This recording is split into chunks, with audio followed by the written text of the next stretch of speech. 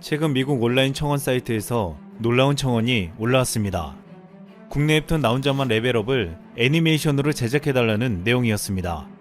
해당 청원은 8일 기준 총 17만 9,818명의 동의를 받으며 화제가 되고 있습니다. 이 웹툰은 지난해에도 청원이 올라와 15만 명이 넘게 참여된 적이 있었습니다. 한국에서 누적 조회수 5억 3천만 뷰를 돌파한 카카오 페이지 인기 웹툰 나 혼자만 레벨업은 일본에서 매일 110만 명이 열람하는 대박 흥행을 이뤄냈습니다. 이에도 하나야루, 시네탑 등 한국 웹툰을 넷플릭스 오리지널 콘텐츠로 제작해달라는 청원글이 잇따라 게재되었습니다. K웹툰은 지금 마블 DC 코믹스로 대표되는 미국과 망가의 나라 일본을 홀리는 것은 물론 유럽과 동남아를 넘어 전세계적으로 사랑받는 콘텐츠로 급부상하고 있습니다. 이렇게 K웹툰은 넷플릭스를 통해 드라마로 만들어져 크게 인기를 끌면서 앞으로 영화, 드라마, 게임, 캐릭터 사업 등으로 무한 확장이 가능한 K스토리 플랫폼을 바탕으로 한국에도 제2의 디즈니가 탄생할 것이란 말이 나오고 있습니다. 또한 K웹툰이 지금 마블 디즈니와 맞대결을 펼치려 한다는 상황이 포착되고 있습니다. 지금부터 K웹툰을 둘러싸고 무슨 일들이 벌어지고 있는지 살펴보겠습니다. 최근 넷플릭스에서 공개된 스위트홈은 지난달 11개국에서 1위를 차지하며 대박 흥행을 기록했습니다. 이토록 이 작품이 큰 인기를 끈 이유를 글로벌 누적 12억 뷰를 기록한 웹툰 원작이 있었기에 가능했다는 말이 나왔습니다. 탄탄한 스토리와 개성 있는 캐릭터로 열의 팬덤을 가지고 있는 웹툰의 힘이 드라마의 흥행을 이끌었다는 것입니다. 우리나라 웹툰은 이렇게 작품 자체가 높은 조회수를 기록할 뿐만 아니라 이를 원작으로 제작한 영화 드라마까지 인기를 얻으면서 흥행 보증 수표로 자리 잡았습니다. 지난해 4월 동명의 웹툰을 원작으로 한 애니메이션 시네탑은 한미일에서 동시 방영되어 미국 커뮤니티 사이트 레드 랭킹에서 일본만의 애니메이션을 제치고 1위에 올라서기도 했습니다. 웹툰 하나가 뜨면 바로 영화, 드라마, 게임까지 만드는 원소스 멀티 유즈로 높은 부가가치를 창출하고 있습니다. 이렇게 K웹툰이 전세계적으로 선풍적인 인기를 끌게 된 데는 중요한 이유가 있습니다. 스마트폰의 등장 이후 만화의 소비 패턴이 종이 만화책에서 디지털 만화로 바뀌었습니다. 이런 흐름을 한국 기업들이 조기에 포착하고 온라인 만화 생태계를 가장 빠르게 구축했습니다. 네이버와 카카오는 웹툰 플랫폼을 만들어 아마추어라도 누구나 작품을 연재할 수 있는 공간을 마련했습니다. 아이디어와 실력만 있으면 누구나 정식 작가가 될 수 있는 것입니다. 네이버 웹툰은 최대 70%의 수익을 작가에게 지급해 우수한 작가들을 끌어모았고 이는 양질의 콘텐츠가 늘어나는 결과로 이어졌습니다. 이런 방식은 유명 만화가의 문화생으로 들어가서 실력을 쌓아가는 기존 만화계의 도제 시스템을 무너뜨렸습니다. 이로 인해 작품의 다양성, 자유로운 창작 환경, 쉬운 접근성, 독자의 신속한 피드백이 밀접하게 맞물려 한국 웹툰은 전 세계에서 엄청난 경쟁력을 가지게 되었습니다. 또한 가장 까다로운 한국 독자에게 사랑받는 작품이라면 해외에서도 사랑받는 작품이 되었습니다.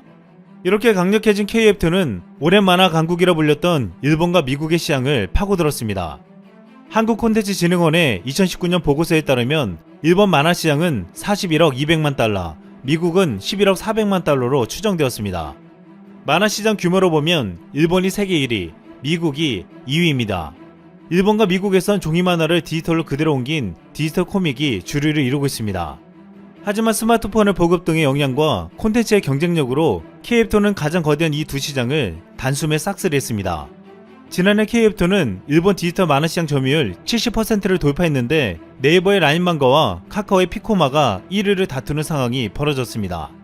또한 네이버 웹툰은 현재 구글 플레이 앱마켓 만화 분야 수익 기준 100개 이상 국가에서 1위를 기록 중입니다. 또한 지난해 거래액은 8,200억 원으로 올해 연간 1조 원을 달성할 것으로 기대되고 있습니다. 네이버 카카오의 웹툰 기반 영상 콘텐츠가 아시아 시장에서 저력을 확인한 만큼 앞으로 넷플릭스를 넘어 아시아 진출을 노리는 디즈니 플러스 등 외산 OTT에 잇따른 러브콜을 받을 것으로 추정되고 있습니다. 또한 여기에 머무르지 않고 최근 네이버와 카카오가 주도해온 K웹툰이 글로벌 지식재산권 시장 정복에 나섰습니다. 특히 양사는 마블 디즈니와 맞대결을 위해 대규모 자금 수요를 추진하고 있습니다. 지난해 네이버 웹툰은 본사를 미국 LA로 옮겼습니다.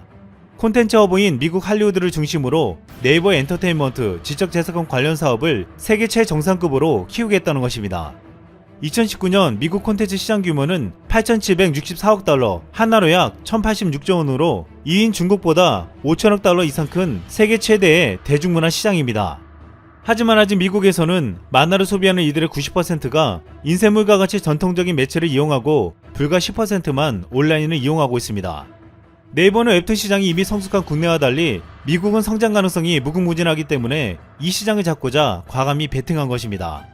네이버 라인 웹툰은 2018년 10월 북미 지역에서 월간 순 방문자 수 500만 명을 넘겼고 2019년 11월에는 1000만 명을 돌파했습니다. 시네탑, 여신강림 등 국내 작품들이 미국 현지 시장에서 젊은 층에게 큰 인기를 끌게 된 것입니다. 미국의 디즈니, 넷플릭스, 아마존 등은 글로벌 콘텐츠를 확보하기 위해 매년 수십조 원을 쓰고 있습니다. 네이버는 글로벌 기업들이 시장을 선점하기 위해 과감한 투자를 진행하는 상황에서 그 중심으로 들어가 우리 웹툰이 성장할 기회를 노리겠다고 선언했습니다. 여기에 LA와 할리우드를 사업 거점으로 삼으면 네이버 웹툰이 이후 유럽과 남미 지역으로 확장하는 것도 수월하다고 판단했습니다. 카카오톡 콘텐츠자회사 카카오페이지 피코마의 일본 도쿄 증시 상장을 검토하고 있습니다. 투자업계 한 관계자는 카카오페이지와 카카오재팬이 합병하여 일본 도쿄 증시 또는 나스닥 상장을 노릴 것으로 보인다고 했습니다. 그렇게 되면 수조 원에 달하는 시장 가치를 지니며 피코마가 대규모 투자 유치를 통해 규모의 경제를 갖추게 될 것이라고 전망했습니다. 한국형 웹툰을 앞세워 드라마, 영화 등 영상 콘텐츠로 마블 디즈니와 맞짱을 뜨겠다는 것은 가벼운 농담이 아니었습니다. 당장 거대 기업들을 뛰어넘는 것은 어렵겠지만 한국의 K-웹툰으로 비롯된 콘텐츠의 성장은 무시할 수 없을 정도가 되고 있습니다. 그동안 마블 시리즈 22편은 한국에서만 총 1억 2,051만 명의 관객을 동원했고 약 1조 43억 원의 돈을 벌어들였습니다. 마블은 신작을 개봉할 때마다 미국보다 한국에서 가장 먼저 개봉하는 특이한 방식을 선택했습니다. 한국보다 10배 이상 큰 중국이나 두세 배가 큰 일본을 제치고 항상 마블은 한국을 선택했습니다. 그 이유는 한국의 빠른 배급 방식과 훌륭한 홍보 마케팅 시스템 때문에 전세계 흥행의 기준점으로 삼았기 때문입니다. 또한 한국의 열광적인 팬덤도 큰 몫을 했습니다. 마블은 이렇게 한국에서 가장 먼저 개봉하고 전세계 작품을 홍보했습니다. 최근에는 마블 코믹스가 새롭게 공개한 히어로가 한국인인 것으로 알려져 관심이 집중되고 있습니다. 마블이 새롭게 선보이는 한국인 캐릭터 이름은 태극기입니다. 마블 코믹스의 프리랜서 작가인 제드 맥케이도는 사이 트위터를 통해 테스트 마스터 세 번째 이슈 발간 소식을 전하며 테스트 마스터가 아미안을 쫓기 위해 한국으로 오며 여기에 한국의 히어로 태극기도 등장한다고 알렸습니다. 이번에 공개된 테스트 마스터 프리뷰에는 가슴에 태극기가 그려진 흰 옷을 입은 한국인 히어로의 모습이 담겨 있었습니다. 마블은 한국인 캐릭터는 한국 팬덤에 대한 보답 차원이라고 했지만 일각에서는 한국 시장에서의 입지를 강화시키려는 목적으로 보고 있습니다. 한국은 마블에게는 늘 가장 좋은 시장이었습니다. 하지만 이제 역전되는 광경을 볼 수 있을 것이라고 말하고 있습니다. 그동안 우리가 마블 영화를 보면서 히어로물에 열광했다면 이제 마블을 만든 본고장 미국에서 한국의 웹툰에 열광하는 새로운 팬덤을 만들어가고 있기 때문입니다. 마블이 한국 팬들을 위해 한국인 히어로를 만든 것처럼 K-웹툰이 미국 팬들을 위해 캐릭터를 만들어줄 날이 머지않았습니다. 이상 쓸먹이었습니다. 미국 정부의 지속적인 제재와 결국에 블랙리스트까지 오른 중국의 화웨이가 올해 스마트폰 생산은 작년 대비해서 더욱더 축소되는 추세입니다. 지금 협력사의 스마트폰 부품 발주를 60% 이상 축소해서 발주를 했어요.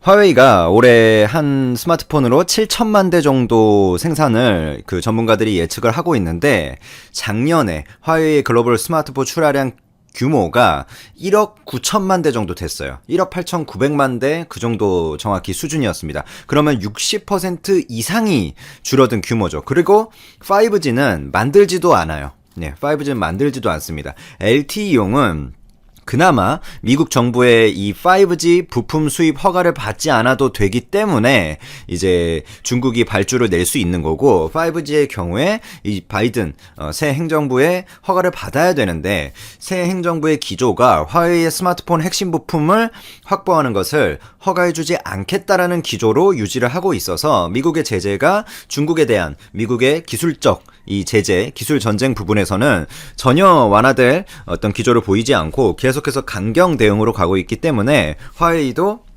완전히 올해 어떤 그 기업의 매출 규모 자체가 폭락을 했다라고 볼 수가 있습니다. 2020년에도 사실 그렇게 좋지 않았어요. 근데 2021년에는 더한 폭락이 올 것이다. 그리고 일부 전문가들, 제가 7천만 대라고 말씀드린 거는 평균적인 전문가들의 예측이고, 일부 좀 강경한 하드한 전문가들은 5천만 대 이하로 부품 발주 규모가 낮아질 수도 있다라고 이야기를 하고 있어요. 그래서 완전히 직격탄은 맞고, 이 스마트폰 시장에서는 그나마 그 1억 8,900만 대 정도 수준이라고 말한 게 그 지지난해 대비 22% 폭락한 수치예요.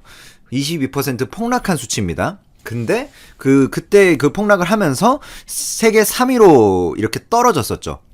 그 다음에 4분기 기준으로 보면 6위까지 떨어졌고, 사실상 우리가 이제 화웨이의 스마트폰 분야에 있어서는 화웨이 이름을 그다지 뭐 볼 일이 앞으로 있을까 싶습니다. 스마트폰 분야에서만큼은 그나마 이제 7위까지 떨어졌는데, 여기서 또 60% 매출이 감소하니까 글로벌리 하기는 이제 영향력을 스마트폰에서는 딱히 가지지 못하지 않을까라는 생각이 듭니다. 물론 이제 폴더블 스마트폰 메이트 X2를 이제 공개를 22일 날 할 텐데, 어떤 식으로 공개될지 물론 궁금하긴 해요. 근데 화웨이가 최근에 매각설까지, 스마트폰 사업 아예 매각한다, 이런 이야기도 나오고 있고, 그 다음에 필요한 그 스마트폰 메인 캐파를 위해서 필요한 부품 조달도 지금 제대로 이루어지지 않고 있다. 협력사들도 화웨이에 대해서 지금 딱히 신뢰를 보내주지 못하는 그런 상황이 계속 벌어지고 있습니다.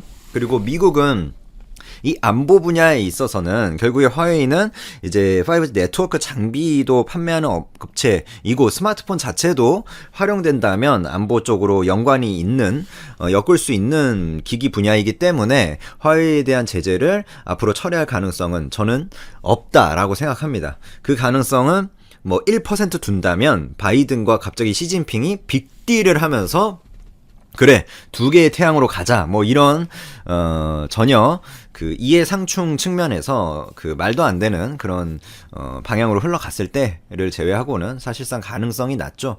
그래서 화웨이라는 회사는 이제 스마트폰 분야에서 영향력을 잃어가고 있다, 급속하게, 이렇게 보실 수 있을 것 같고, 두 번째 주제는 가스 공급이 중단됐죠. 기아의 멕시코 공장이 가동 중단됐습니다.